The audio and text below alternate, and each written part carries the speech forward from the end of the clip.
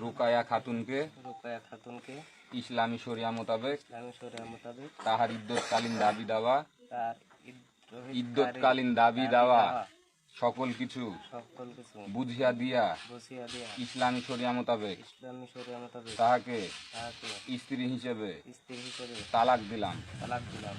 3 তালাক বলা, 1 তালাক, 1 তালাক, 2 তালাক, 3 তালাক। তুমি এবার বলবা। হ্যাঁ, আমি মোহাম্মদ রুকায়া আক্তার, বলো। আমি মোহাম্মদ রাজু আহমেদকে ইদ্যৎকালীন দাবি দেওয়া সকল কিছু বুঝিয়া পাইয়া ইসলামী শরিয়া মোতাবেক তাহাকে স্বামী হিসেবে তালাক দিলাম। 3 তালাক বলো।